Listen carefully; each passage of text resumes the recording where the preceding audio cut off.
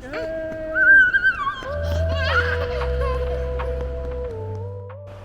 Okay, Philip, this is for you. Sana pag napanood mo to, marunong ka na mag-Tagalog. And sa mga gustong manood na hindi si Philip, okay lang. Trip-trip lang naman to. So yan, first time namin mag-travel na magpamilya kasama si Philip. So yan, first time ni Philip sa airport. So excited na excited siya. So naghanap siya ng aakyatan dahil mahilig siya umakyat. Kahit sa bahay namin, yan, kinis-kiss na lang niya yung puwet niya sa railings. Ayan, so you must have thought that this is a wee big playground. So we are at Clark International Airport. You were the only kid there during that time. So makikita mo, mommy is busy packing the bags. And you were there because you wanted to play with mommy. Ayan na. So go ahead and play with daddy. Yes. Ayan o. Sabi niya, Daddy, let's run. O, yan na si mommy. Tinatry niyang ayusin yung baggage natin dahil ayaw namin mag-check-in baggage. So yan, sinuot na naman ni Philip yung sombrero niyang napakabaho na dahil kahit sa bahay, suot-suot pa rin niya. So yan, pinapagod niya ako. Pinapagod mo ko, Philip. Lagi mo ko pinapatakbo. Lagi mo sinasabing, Daddy, let's run. Yan, sige, let's run. Yan, sige, tumakbo ka. Naantay lang naman kita mapagod eh. Pero sana mapagod ka na mamaya. Pero hindi pa rin, ayan o. Gusto pa rin niya tumakbo sa airport. Ayan, ang lawak ng airport. Tapos na-ABC mo pa yung mga check-in counters na meron sa airport. Do hanggang D lang yata siya, if I'm not mistaken, or C lang. So yan. So si Mommy nagpapak pa rin. So yan, tinutulak niya yung cart na nakapreno. Ayan. So inaantay ko siya mabangasan dyan for the vlog. Pero hindi. Then, joke lang. Yan. So yan yung mga hilig mong gawin, Philip. Diba? Suot mo pa rin sombrero. No. Pero salamat kala Christian, kapatid ko, at saka kay Grizel. Binili nila yan from Italy. So yan. Yan na, nakaupo sa cart. Ayan. Tapos mukhang ito na yung final attempt ko. Parang nakatatlong attempt yata ako ng pag-repack para ma-maximize ang 7 kilos na hand carry. Pero in the end, pag parents nga pala or traveling with children, may extra bag ka. So, worth it naman. So yan, nagtatakbo-takbo na naman siya sa stanchions. So yan. So malapit na kaming bumord. So sa next footage is nasa loob na kami ng boarding area, which is now. Okay, so yan. So favorite pastime ni Philip is magbasa ng mga letters. So hindi niyo lang naririnig pero sasabi niya lahat yan. So, yan. Ayan. Tapos someday siguro matututo na rin siya magbasa. So, I hope nag-enjoy naman siya dyan. Kasi siguro bored na siya kakalakad. No. Oh, it's the sun. Yes. Do you see the airplane? Yes. We're gonna ride that airplane. Oh, yan. So, sana umabot yung antok mo, ay yung ulirat mo hanggang sa take off natin sa aeroplano. So yan, kinukulit mo naman ni Philip, si Mommy.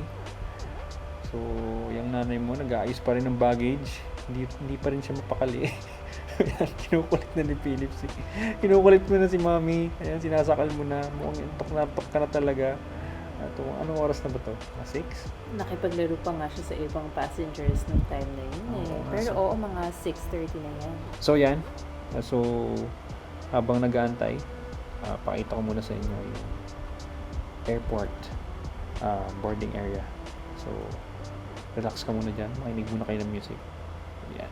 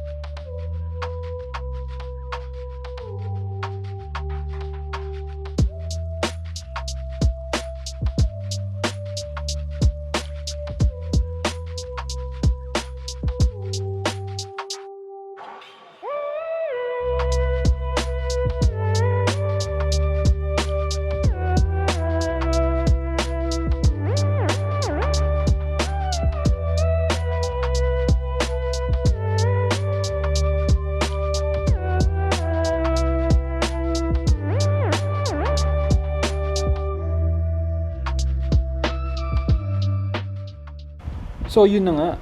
Mukhang makakatulog ka na, Philip. Mukhang hindi mo makakabutang gising na pa-take off ang eroplano. Ayun na. Tulog na siya, babe. Napagod na ang baby. Mas gusto ko nga yun para behave siya sa Bakit take naman? off. Para hindi siya masyadong mag-iyak, saka matakot ng take off. Pero brave boy naman yata to. Ayun nga eh. So, dismayado ako. Kitang-kita sa mukha ko dyan, oh. Oh, di ba? Kita mo naman. Ayan na, papasok na kami sa eroplano. So, buhat-buhat pa rin ni Christine, si Philip. Buhat-buhat ka pa rin niya dahil ayaw mo pabuhat sa akin. Ewan ko kung bakit. Oo, kaya buhat na lang ni Dad lahat ng bags natin. I think mga 4 to 5 pieces of bags yung buhat niya ngayon.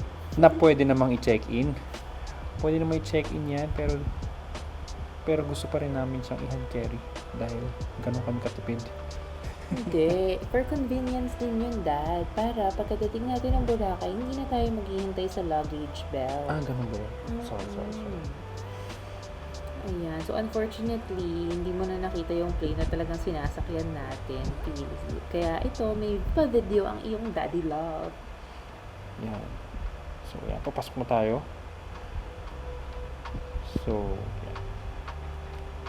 So, parang katulad ng mga ibang vlog, dapat merong ganyang footage. Yung parang papasok ng kuweba. Tama ba? Ng aircraft. Ng aircraft. Hindi, I mean kasi parang tunnel siya eh. So, usually, yung mga vloggers, ganyan ang ginagawa.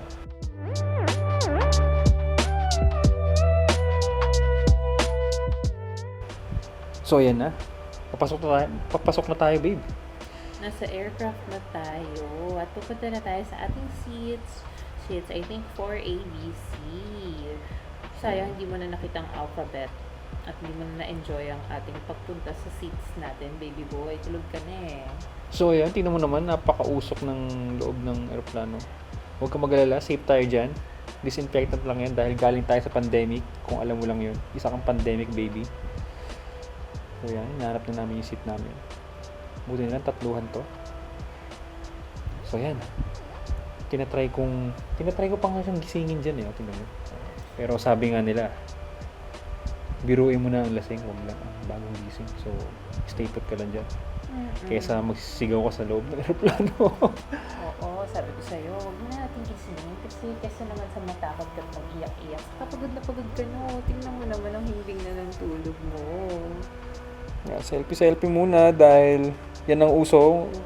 Uso ngayong sa generasyon namin. Hindi ko alam kung anong uso sa inyo in the future. So yan, manood ka muna ng legit check lang na nasa ere na kami.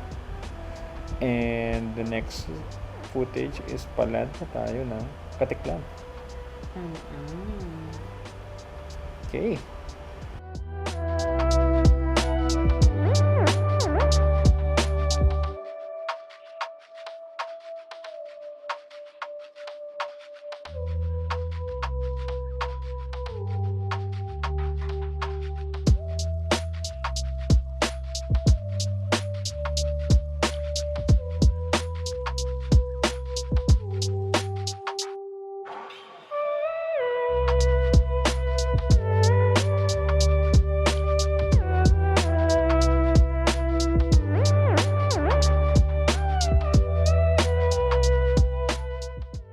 So yun na, nakalabas na kami ng aeroplano.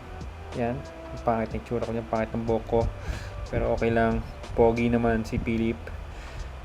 So yan, yung asawa ko. Buhat-buhat pa rin si Philip, natulog pa rin.